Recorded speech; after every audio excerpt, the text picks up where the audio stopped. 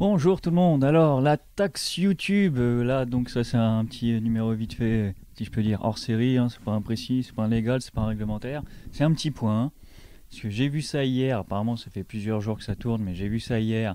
Les gars ils sont partis, mais dans un dans un faux espoir là pour contenir mes propos, dans un faux espoir au sujet de la taxe YouTube. La taxe YouTube, qu'est-ce que c'est? C'est un amendement qui a été proposé, j'en avais parlé, non, j'en avais pas parlé comme un idiot. Ça a été présenté en même temps que la taxe sur la transaction financière, donc au Parlement, dans le cadre de ce qu'on appelle le projet de loi de finances pour 2017. Hein. Tout le monde en parle, personne ne le nomme. Donc voilà, c'est un projet de loi qui va financer l'administration et l'État pour 2017. Voilà. Ils sont obligés de passer ça par une loi. Donc c'est le projet de loi. Ils avaient parlé des taxes dans la transaction financière. Moi, j'en avais parlé sur le blog. Et comme un idiot, j'avais pas parlé de la taxe YouTube. Je me suis dit, comme c'était pas adopté, puisque ça n'avait pas été adopté, je vais pas m'étendre sur le sujet. J'en avais fait aussi une petite vidéo de même pas 1 minute et demie et quelques, parce que le mec il s'était énervé et disait si à l'Assemblée c'est le chantre de l'impuissance contre les mannes financières, faut le dire. Donc j'avais fait un petit clin d'œil. Et c'était au cours de ça qu'ils avaient donc proposé la taxe YouTube, donc 2% du chiffre d'affaires publicitaire de YouTube, mais pas parce que je ne sais pas quoi, tout simplement parce que y a de l'optimisation fiscale. Hein. Google fait de l'optimisation fiscale. D'ailleurs, il y a eu Perquise là il n'y a pas longtemps en Espagne, ils demandent 13 milliards, je crois. Il y a eu une Perquise, je ne sais plus trop où. Bref, l'État fait la guerre à Google par rapport à ses optimisations fiscales. Et là, ils voulaient faire une taxe sur YouTube. Donc les vidéastes, je ne sais pas ce qui s'est passé, si quelqu'un est venu les voir, s'ils n'ont pas compris, si quoi ou qu'est-ce. Mais les vidéastes, ils ont cru que, ils ont fait une pétition, que cette taxe allait servir à financer leurs activités. Mais je vous dis, hein, les seuls à avoir eu une bonne analyse, c'est sur la chaîne Trash, là. Euh, non, c'est faux. Si on vous l'a dit expressément, eh ben c'est faux. Et si vous l'avez compris, eh ben arrêtez, vous avez mal compris. Cette taxe qui, si elle est reversée au CNC, on ne peut pas dire telle taxe va être reversée à telle. Ça ne marche pas comme ça, les finances publiques. Hein, il y a une assiette, donc une part, la population sur laquelle c'est prélevé. Hein. On prélève des taxes, et après, avec le produit de ces taxes, on les affecte au budget l'année suivante. Dans telle mission, dans l'éducation, dans le truc, dans le machin, on va pas dire on va prélever ici pour donner à lui. Ça ne se passe pas comme ça. Bon, après, si mécaniquement, légalement, ça se passe comme ça, tu me diras qu'on l'affecte directement ou qu'on le remette d'abord dans le trésor public pour ensuite ça revient au même. Hein. Mais, ce qui se passe, c'est que le CNC, le Centre national du cinéma et de l'image animée, hein, puisque les cinéastes pensaient qu'ils allaient être subventionnés grâce à ces 2% de taxes, dispose déjà, si tu regardes bien, d'un nouveau média et création numérique, d'une rubrique nouveaux médias et création numérique, qui s'adresse donc à ce type de contenu.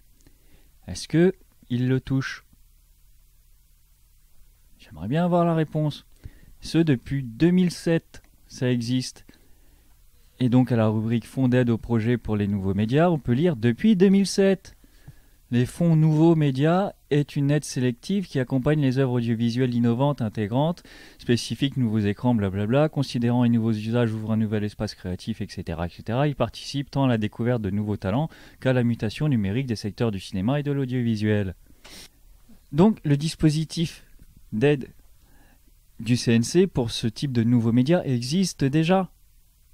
Donc voilà, il faut s'en rendre compte. Déjà de 1, petit 1. Je l'ai dit, je sais même plus si j'ai dit. Petit 1, lorsqu'au Parlement ils ont présenté cet amendement, il a été rejeté. Petit 2, le dispositif existe déjà. Depuis 2007, pour preuve, Touche française, une web-série documentaire soutenue par le CNC. Mais enfin et encore et surtout, Là, j'ai pas trouvé le document malheureusement, mais je sais que ça fonctionne comme ça. Par rapport au spectacle, j'ai fait pas mal de spectacles, je sais comment ça marche la subvention, que j'ai jamais demandé, soit dit en passant, mais je me suis documenté. Le CNC va financer des projets, il va pas financer une chaîne. Si, je ne sais pas, super chaîne machin vient en disant voilà, j'ai besoin de 12 caméras 4K, des moteurs, des rails, des micros, on va faire des super vidéos. Ça marche pas comme ça. Ça finance des projets, un spectacle, une tournée dans le cadre du spectacle, une tournée dans le cadre du spectacle, un film, une série éventuellement, un documentaire. Il faut venir avec un projet. Ils vont financer, et encore, ils vont pas financer complètement. C'est une aide. Faudra déjà venir avec un dossier de financement en disant il me manque ça. Voilà. Qu'est-ce que vous pouvez faire? Ensuite, il n'y aura pas que les vidéastes de YouTube. Il y aura tous ceux qui font des web-séries, quelles que soient des web-séries, tous ceux qui font des contenus par médias numériques. Et ce sera sur dossier.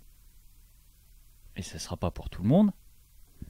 Et sans compter en plus, et je l'ai dit tout à l'heure, pour encourager, pour aider la mutation numérique du secteur du cinéma. Donc ils risquent de passer un petit peu avant, hein, le cinéma qui veut se reconvertir dans le numérique sur les plateformes, quelles qu'elles soient, risque d'être passé un petit peu avant pas mal de monde. Donc, ma foi, voilà, j'espère que j'ai été assez clair. Parce que après coup, je me rends compte que je parle vachement vite et je donne un certain nombre de détails. Bon, on fait le bilan là. Cet amendement au projet de loi, parce que c'est un amendement, c'est pas une loi, les gens ils parlent et ils disent pas les choses. Alors soit ils veulent pas le dire parce qu'ils pensent que les gens vont pas comprendre, soit ils savent pas de quoi ils parlent.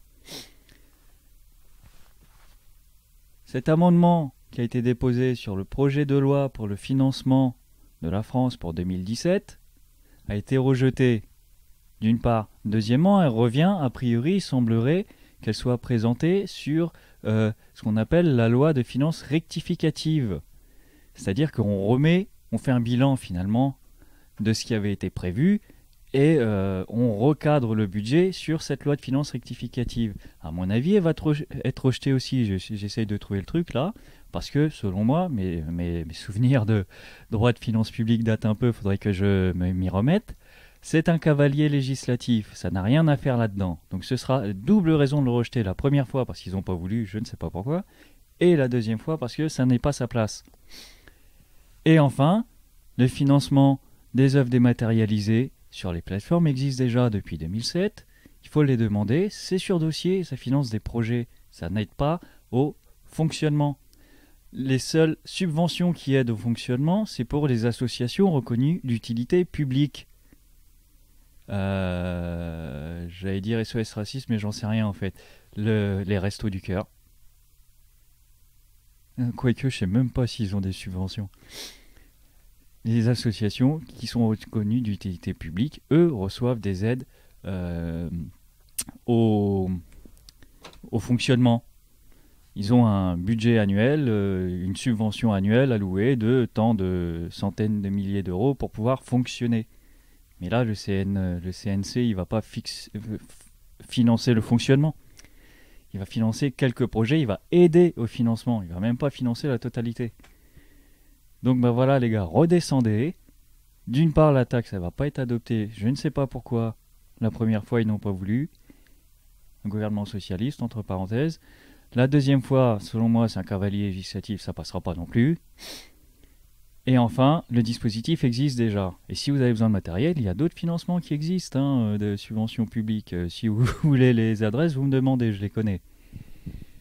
Donc voilà, j'espère que j'ai été clair, parce que c'est vrai que je parle, et après je me rends compte, mais tout le monde a bien suivi. Donc je vous laisse, j'en profite, je suis là sur le blog, où j'avais fait le papier justement sur la taxe sur les transactions financières.